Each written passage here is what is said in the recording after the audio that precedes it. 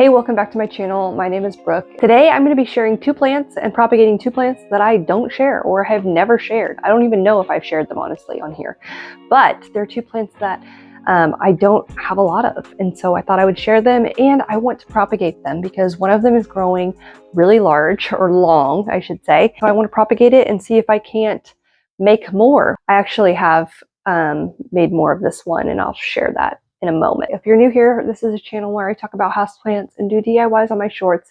So if you haven't, take a minute, subscribe to my channel so you can be up to date on all the latest things that I share. If you are a recurring viewer, thanks so much for watching another video. I really appreciate it. The two plants that I have never shared before, they are a string of things. So if you've been on this channel around, you know that I collect mainly philodendron. I have a few anthurium and a few monstera, but primarily my collection is filled with philodendron. But I have two string of things. Now, I made a video quite a while ago saying that I don't like string of things, and it's true. I do not like string of bananas. I don't like string of pearls. Hate them. Don't like the way they look. Will never own one of those. String of dolphins I did own at one point. They were on the edge of if I liked them or not, and I ended up having it, did not do well with it, completely killed it. So normally I just don't like them because the way they look, and also their care is a little bit more difficult. But these two I do like, and they have been easy to care for. So the first one is my string of hearts. So this is a string of hearts variegated version, and you can see like these beautiful white leaves here with pink on the backing, and it sits right here under my Barina grow light, and it's doing fine. It has grown, but it isn't as like robust as I would say I would like it to be. My mom, I bought one for her at Canton First Mondays from the Tipsy Gardener, and she sits it, I think, in an east-facing window, and that thing, I'll show a photo of it because it's so long, it's grown so much, and it's so pink, and it's blooming, and I really don't know what she's doing differently than me, because I've had this for about a year or two, maybe a year and a half. And again, it has grown. It has filled out the pot a little bit more, but it's just not as full and beautiful as hers is, and I don't know why. The second one that I actually really am proud of and really love, I found this at where did I find this? Lowe's. I found this at Lowe's. It's string of turtles. Now, it was not this large at all. It came in a smaller 4-inch pot. I do have a photo of it or video I'll show here. But I planted it back into this thinner terracotta pot. So the thing with string of pearls, or string of things like string of hearts, string of turtles, is they have a shallow root system in my experience. I have owned just the unvariegated version of the string of hearts, and it sat in a west-facing window and did very well. It bloomed all the time, and it was growing really long and large. But when we moved here, I kept it with me, and it just didn't do well because we didn't have, I didn't have the grow lights at that time, and the windows, just the situation of where to put it wasn't good. So it died, which I was really bummed about, but then I got the variegated one, and I've been keeping care of it. But I saw the string of turtles, and I really love how they look, and so went ahead, picked it up, and it's grown so much. Again, I'll share a photo of what it looked like when I first got it, but it is like for sure cascading over. It's blooming. These are its blooms, constantly blooming. Though those die off and then rebloom, die off and rebloom, or if you hit it, it reblooms. But anyways, I repotted this into a really shallow terracotta pot. I water both of these once the soil's completely dry. I don't water these hardly ever. And that's, I would say, my string of turtles is doing great with that. I do fertilize them with Dynagrow, and I don't know. This is what it gets. But anyways, they are extremely like touchy. Every time I pick this guy up to water him and take him, take him to the sink, blooms fall off, or, you know, his little, like these little guys down here fall off. But really pretty guy. Oh, this also sits under a Sansi 35-watt grow light, so that also helps. These are like 15 or 5 or something. They're not much at all. But this guy is beautiful. I really love him. I like looking at all his little blooms and his little turtle shells. These all fell off. That fell off. And this one fell off. And this fell off. I have actually technically propagated, I would say, the string of turtles, not by choice, but when I first repotted it, just the vines fell off, and so, or strands, whatever you want to call them. And so I took those strands and I put them in a little, right here, a little, what do you call it? Terrarium. There, that's what it's called. Terrarium, and they have grown a lot. So I'm going to show you. I bought this at Target a year or two ago, and I stuck a lot of cuttings in here. But you can see it's like a jungle in here. Look at all these little string of turtles, all those tiny little guys. So there is a brandy in here. It's the only way I've been able to keep it alive is in terrariums. I grew this from a one leaf cutting, and it's grown up this far and looks beautiful. But however, if I took it out of here, it would probably die instantly.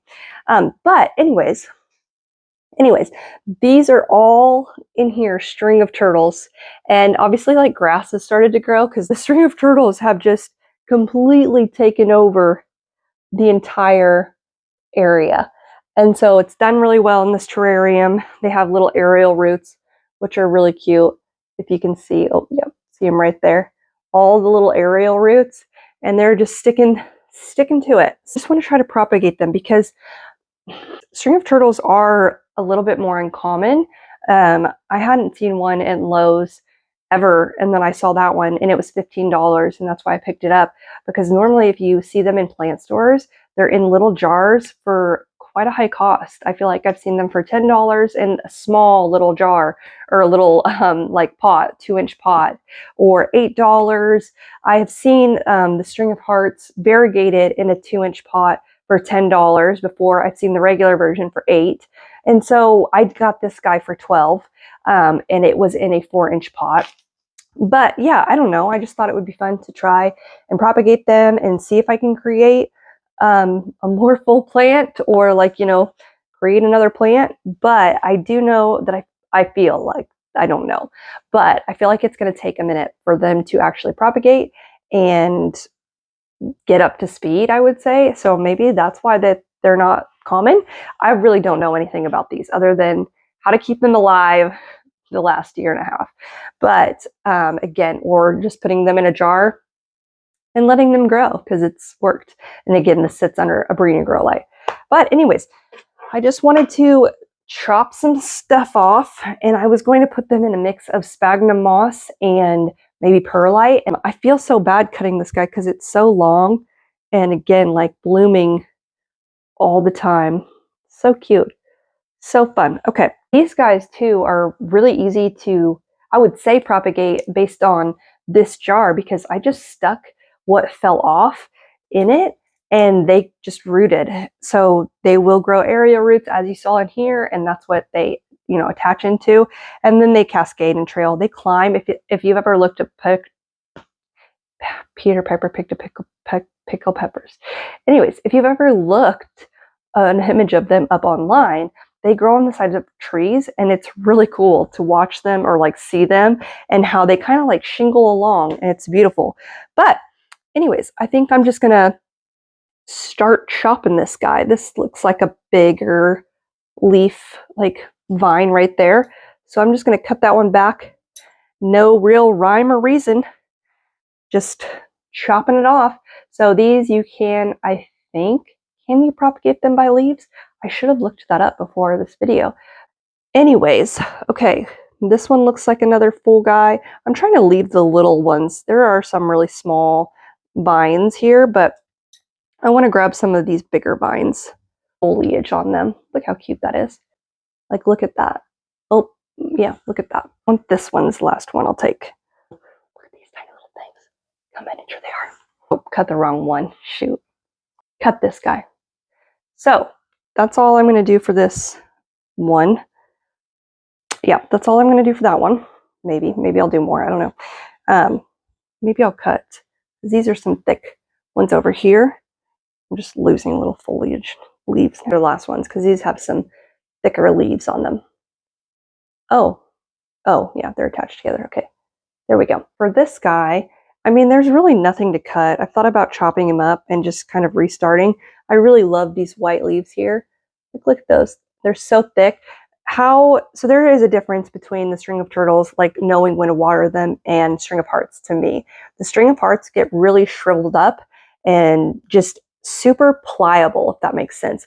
Like these are really tough. Like they're not really tough. They will break, but they feel thick and hardy. But when they need watered, they'll be really thin and flimsy and they'll start to wrinkle. And that's when I know this guy needs water for sure. I try to do it before that, but sometimes it happens. Now my string of turtles, I've never really seen them shriveled up. Maybe I've never given it the chance to fully like be that thirsty, but I just kind of water it whenever I remember. That could be every month, once a month, honestly. I think I water this guy probably twice a month, if I'm being honest. But again, this one has a better telltale sign of when it needs to be watered versus the string of hearts, to me, doesn't really have a sign. But anyways, you can see like it's growing pretty far between in these vines right here. Like it started out growing pretty close together and then it's slowly gotten longer. So I think I'm just going to chop that. I'm going to chop it all the way back to I chopped it all the way back to the closest like internode. So when they started to space out. So we'll put him there. And then the same for this guy. Where is this guy? Okay. Same for this one. So you can see like it started to space out there. I'm going to chop it back all the way here and then propagate the rest of it. Leaves are really good. These ones are still cute and good, but obviously the smallest one are the newest. Really want to cut this white. So this white one is actually like, it started off variegated and then just completely turned white. But I think I'm going to keep it because it's just too pretty to like mess up or to cut. But I think I'm going to cut this guy right here. Oh, this is coming off of a tuber. Okay, tubers, rhizomes. ZZ plants have rhizomes. I think these have rhizomes. I don't know, tuber rhizomes. But see these like balls here? That is where new shoots grow out of. And so that's what's happened here is like this has multiple shoots out of one rhizome. We're just going to keep calling it rhizome. Somebody can correct me. But it has 3 strands growing out of that one rhizome. And so I'm just going to cut one of the strands because it's small. It's the smallest strand. There we go. So if you saw like a rhizome like that, I could technically chop everything around it off and then plant this rhizome and it would grow back. Theoretically, it would grow back. I have tried that before. When I tried to save my string of hearts, my unvariegated version, I did do that. I cut it all the way back to the tubers, rhizomes, and planted them. And I don't remember what happened to them. I'm going to be honest. I don't remember what I did with them. I don't know if I just threw them away after deciding that I didn't want to wait that long. I get impatient sometimes. But anyways, that is that one. So here is another little like tuber guy. Alocasia have them too, rhizomes, corms. They call them corms, sorry. Alocasia are corms, I do know that. But they have them as well. And so you can propagate them off of that, cut them back and use those or pull them apart, separate them. So what am I going to do now? Do I want to cut this one too? I honestly feel like I just want to chop this whole plant up because it's not growing great. And I really do love it. But maybe I'll pot it up in a smaller pot and just cut a lot of it back.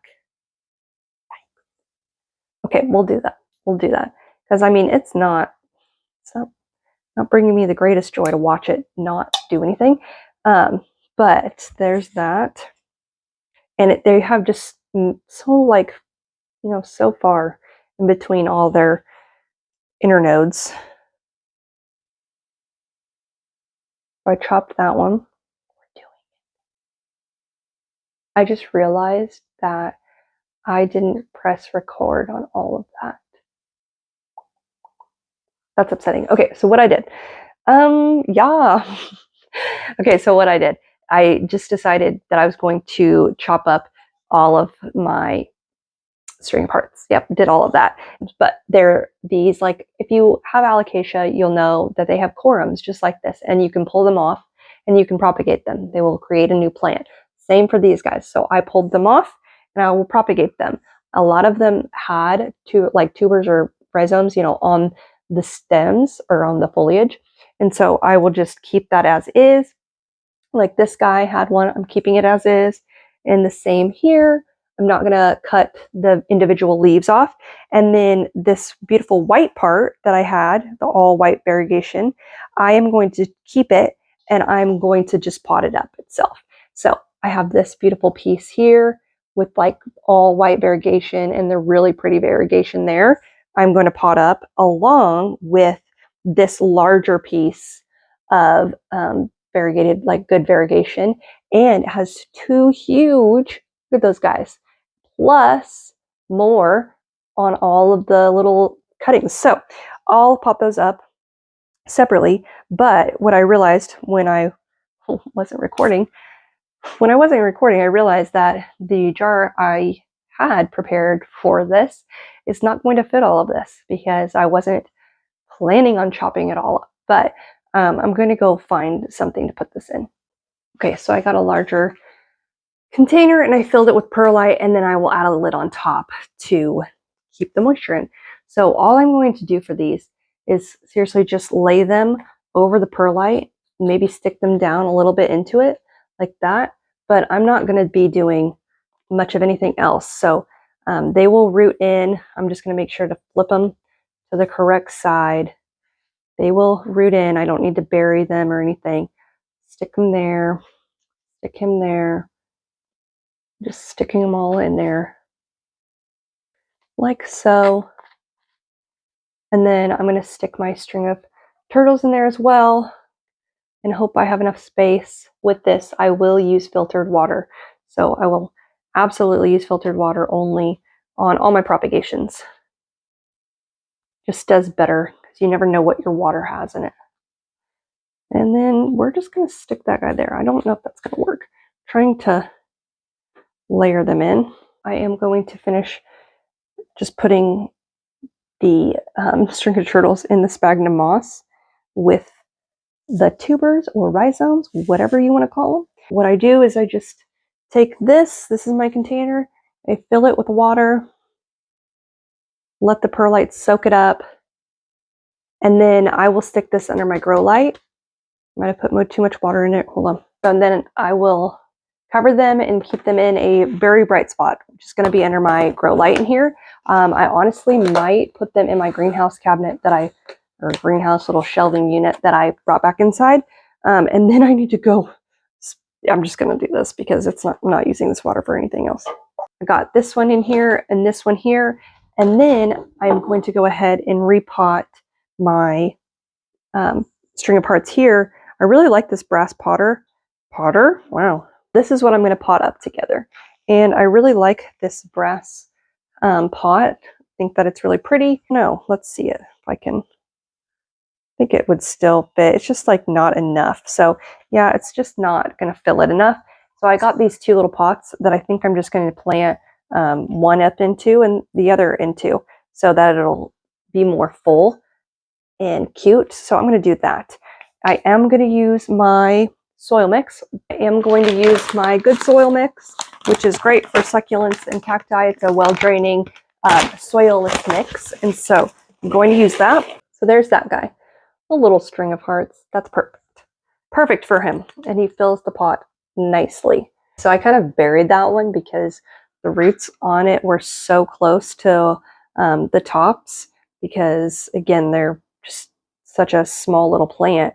But I will just keep it there in that, like that, and they'll make their way. They're smart. They know where they need to be. So we're just going to call that good because that one's the best I can do. That was it. So we'll see what we get from it. Again, I'm hoping that it will grow like this is growing in here well and quickly. So yes, that was it. That's all I have. So thank you so much for watching.